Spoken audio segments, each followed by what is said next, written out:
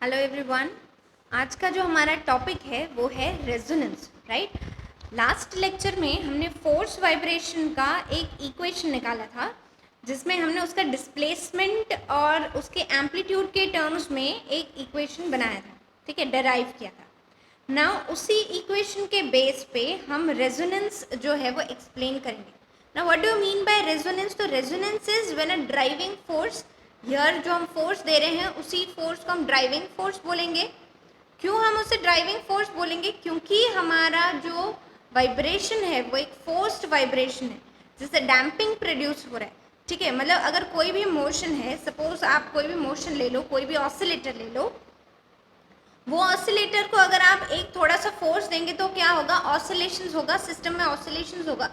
लेकिन with time ये oscillations जो है वो स्टॉप हो जाएंगे या डैम्प हो जाएंगे, कम होते जाएंगे, ठीक है। और कम होते होते बंद हो जाएंगे, खत्म हो जाएंगे। That is known as damping. Okay, so ये डैम्पिंग ना हो उसके लिए हमें क्या करना पड़ेगा? हमें एक्सटर्नल फोर्स जो है वो अप्लाई करते रहना पड़ेगा, राइट। तो ये जो एक्सटर्नल फोर्स आप अप्लाई कर रहे हो उसी फोर्स को हम ड्राइविंग फोर्स भी बोलते हैं। Okay, so when a driving force is applied to an oscillating system, अगर ड्राइविंग फोर्स अप्लाई कर रहे हैं at a frequency near to its natural frequency, जो फोर्स दे रहे हो उसका फ्रीक्वेंसी और जो ऑसिलेटर है उसका फ्रीक्वेंसी अगर मैच करता है, right, then in that case your amplitude of oscillations becomes large and this response of the oscillator is known as resonance. इसको हम रेजोनेंस बोलते हैं, जिसमें नेचुरल फ्रीक्वेंसी और आपका जो फोर्स फ्रीक्वेंसी है वो इक्वल हो जाता है, ठीक है, right. So that is what is basic explanation of resonance. Resonance मतलब क्या हो गया कि आपने जो फोर्स दिया आपके ऑसिलेटर को, उसका फ्रीक्वेंसी और जो ऑसिलेटर वाइब्रेट कर रहा है उसका फ्रीक्वेंसी अगर सेम है, ठीक है, अगर मैच कर रहा है तो आपका एम्पलीट्यूड मैक्सिमम होगा और इस पूरे पर्टिकुलर रिस्पॉन्स को हम एम्पलीट्यूड रेजोनेंस बोलते हैं या रेजोनेंस बोलते हैं सिंपली, ठीक है, राइट। अब देखिए डैम्प्ड ऑसिलेशन के लिए, जो कि फोर्स ऑसिलेशन था, हमने एक इक्वेशन डिराइव किया था, राइट। एंड फाइनली हमने उसका एक सोल्यूशन डिराइव किया था जो कि कुछ ऐसा था जैसा इक्वेशन 1 में दिख रहा है आपको। y is equals to f0/m root of 1 upon omega 0 square minus omega square plus omega square by tau square cos of omega t minus 5, जहाँ पे ये जो f0/m वाला जो पूरा टर्म है, इस टर्म को हमने a0 बोला था, that is my amplitude, and जो फाई है उसको हमने फेज बोला था, ठीक है। तो ये चीज़ हमने बोला था, तो ये मेरा इक्वेशन हो गया, राइट। तो ये जो पर्टिकुलर आपने ये जो टर्म देखा, इस टर्म को हम बोलेंगे, ये हमारा टर्म जो है हम इस टर्म को बोलेंगे एम्पलीट्यूड। तो ये हमारा एम्पलीट्यूड है और ये हमारा फेज है, ठीक है, राइट। ये हम जानते हैं, ये हमने पहले ऑलरेडी कर चुके हैं हम। ओके, सो देखिए इसी चीज़ को हमने a0 से रिप्रेजेंट किया था जो कि हमारा एम्पलीट्यूड था। ओके, अब देखो एम्पलीट्यूड रेजोनेंस क्या होता है? That is maximum amplitude is obtained when the damping is very low. जब डैम्पिंग बहुत ही कम है तब मैक्सिमम एम्पलीट्यूड होगा, डैम्पिंग कम होगा तो एम्पलीट्यूड मैक्सिमम होगा, सीधी सी बात है, right. And the displacement of the vibration is maximum. जब डिस्प्लेसमेंट वाइब्रेशन का मैक्सिमम होगा तो एम्पलीट्यूड भी मैक्सिमम होगा, ठीक है, राइट। डिस्प्लेसमेंट मैक्सिमम कब होगा? देखिए ये जो हमारा, हमें क्या करना है, हमें मैक्सिमम एम्पलीट्यूड लेना है, सबसे highest large value of amplitude लेना है, ठीक है। तो ये जो एम्पलीट्यूड का वैल्यू हमें दिया है ये मैक्सिमम कब हो पाएगा? जब इसका ये डिनोमिनेटर जो है that is equals to 0। This is the condition, ये कंडीशन है मैक्सिमम की, ठीक है, कि जब इसका डिनोमिनेटर का डेरिवेटिव, फर्स्ट डेरिवेटिव अगर इक्वल टू 0 हुआ तो ये पूरा जो टर्म है, ये पूरा जो टर्म है वो मैक्सिमम होगा, ठीक है। सो हम क्या करेंगे, ये जो डिनोमिनेटर है उसका फर्स्ट डेरिवेटिव लेंगे और उसको इक्वल टू 0 कर देंगे, ठीक है। So displacement will be maximum when the denominator of equation 1 is equal to 0। या यहाँ पे सिर्फ डिनोमिनेटर नहीं आएगा, derivative, first order derivative of denominator is equal to 0। There is a writing mistake, okay, ये करेक्शन कर लीजिएगा। ओके, सो ये हो गया। अब हमने पहले डेरिवेटिव ले लेना है, तो ये देखो ये हमारा टर्म है, दिस इज माय टर्म, इसका मैंने d/d ओमेगा ले लिया, मतलब मैंने फ्रीक्वेंसी के साथ, ओमेगा फ्रीक्वेंसी के साथ उसका डेरिवेटिव लिया है, ठीक है। सो जब आप ऐसा करोगे तो क्या हो जाएगा, इसका जब हम डेरिवेटिव लेंगे तो ये टर्म जो है वो 2 into omega zero square minus omega square, और क्योंकि ये ओमेगा के साथ डेरिवेटिव है यहाँ का, ये ओमेगा स्क्वायर का 2 ओमेगा आएगा, माइनस 2 ओमेगा, ठीक है, right. And plus this term is equals to 1 upon tau square constant है, और ओमेगा स्क्वायर का डेरिवेटिव हो गया 2 ओमेगा, राइट। तो ये हमने डेरिवेटिव ले लिया इसका, इक्वल टू इसको ज़ीरो कर देंगे, ठीक है। इसको ज़ीरो इक्वेट करने पे हमें इक्वेशन नंबर 2 मिल जाएगा।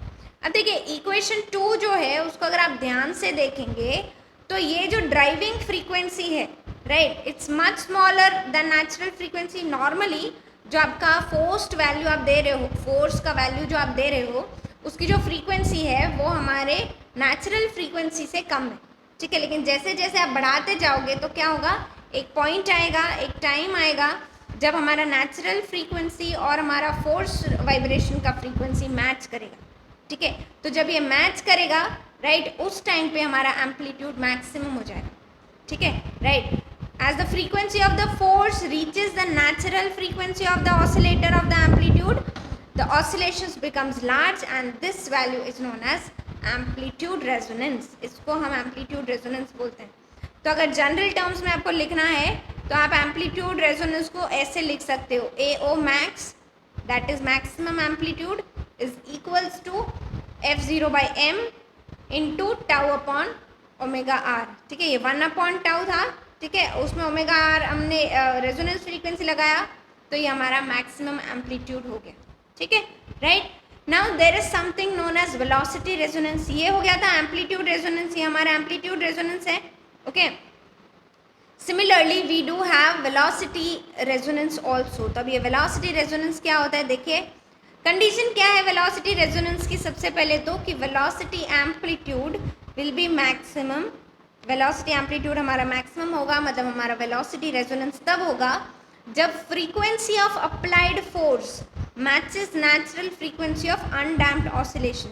जब दोनों का फ्रीक्वेंसी, नेचुरल फ्रीक्वेंसी और जो फ्रीक्वेंसी आप दे रहे हैं वो दोनों मैच करेंगे एक दूसरे से, जब अनडैम्प्ड मोशन है, जब डैम्पिंग मोशन नहीं हो रहा, अनडैम्प्ड मोशन हो रहा है, तब जाके वेलोसिटी रेजोनेंस जो है वो बनेगा, ठीक है, right. Now see external periodic force हमने जो पिछले वाले लेक्चर में लिया था, जब हमने ये फोर्स का सोल्यूशन कैलकुलेट किया था, y is equals to calculate किया था, तो हमने Ft जो फोर्स था, एक्सटर्नल फोर्स, उसको लिया था F0 cos of omega T, ठीक है। यहाँ हम ले रहे हैं F0 sine of omega t, दोनों पीरियोडिक फंक्शन ही है, आप ले सकते हो, कोई दिक्कत नहीं है, ठीक है।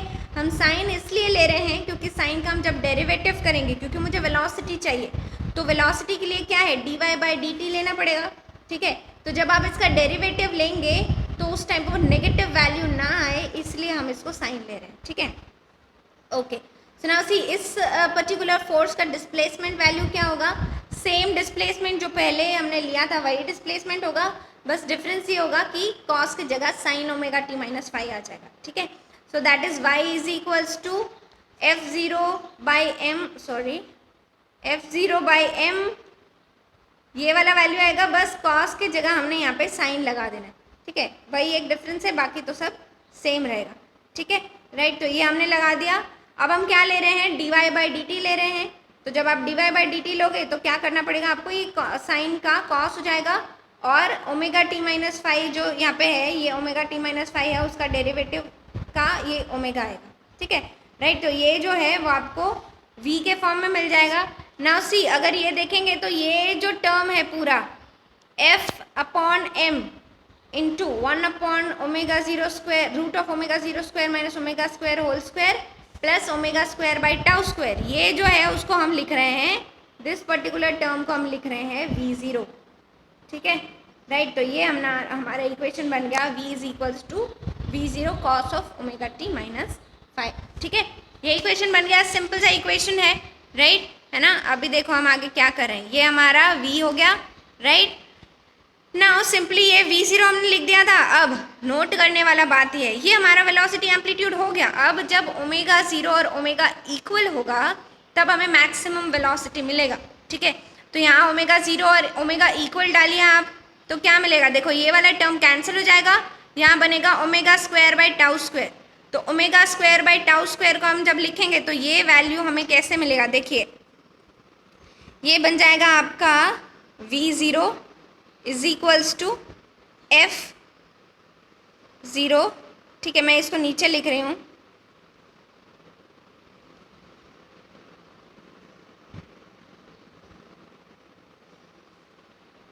Okay, let us right it over here only, हम इधर ही लिखते हैं इसको।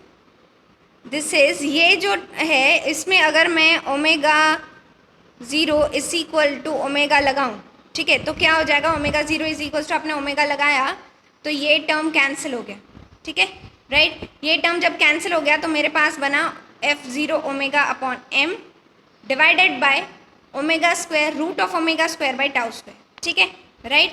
तो जब हम ये लिख रहे हैं तो ये बन जाएगा F0 ओमेगा अपॉन m, ठीक है, और ये जो root of omega square by tau square है, रूट हट जाएगा तो स्क्वायर भी हट जाएगा, ये बनेगा टाउ बाय ओमेगा, ठीक है, ये ओमेगा और ये ओमेगा कैंसिल हो गया, सो हमारे पास बना F0 टाउ बाय m, ठीक है।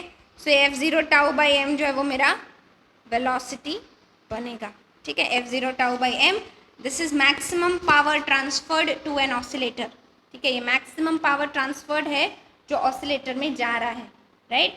Now first point to be noted is when an external force is applied to an oscillator some amount of energy is absorb. जब आप एक्सटर्नल फोर्स देते हो ऑसिलेटर में तो कुछ अमाउंट ऑफ एनर्जी जो है वो ऑसिलेटर एब्जॉर्ब कर लेता है, ठीक है, राइट, जो कि बाद में रिलीज होता है, डिसिपेट होता है डैम्पिंग के वक्त, जब हमारा जो मोशन है वो डैम्प होता है, धीरे धीरे कम होते जा रहा है तो एनर्जी रिलीज होते जा रहा है, ठीक है, राइट। तो इनिशियली एक्सटर्नल फोर्स जब आप अप्लाई कर रहे हो तो कुछ एनर्जी जो है वो एब्जॉर्ब हो जा रही है जो कि डैम्पिंग के वक्त निकल रही है, ठीक है, राइट। डिसिपेट होना मतलब निकलना, लिबरेट होना, ठीक है। The rate of energy absorption is maximum at resonance. Resonance के टाइम पे जो रेट होगी एनर्जी एब्जॉर्प्शन की वो काफ़ी ज़्यादा होगी, मैक्सिमम होगी, ठीक है, और जो पावर ट्रांसफर होगा वो होगा P max that is equals to F0 tau by 2m। ये अभी हमने देखा कैसे आता है, ठीक है। सो ये था हमारा velocity resonance and amplitude resonance. Next lecture में हम करेंगे अबाउट रिवर्बरेशन। अब ये रिवर्बरेशन टाइम क्या है वो हम नेक्स्ट लेक्चर में देखेंगे, क्यों ये इतना इम्पॉर्टेंट है कि हम उसे पढ़ रहे हैं वो भी हम नेक्स्ट लेक्चर में करेंगे। रिवर्बरेशन टाइम बेसिकली आप जब कंस्ट्रक्शन करते हो किसी बिल्डिंग का या किसी स्ट्रक्चर का तो आप रिवर्बरेशन टाइम जो है वो कंसिडर करते हैं, ठीक है। That will be covering in next lecture. Thank you.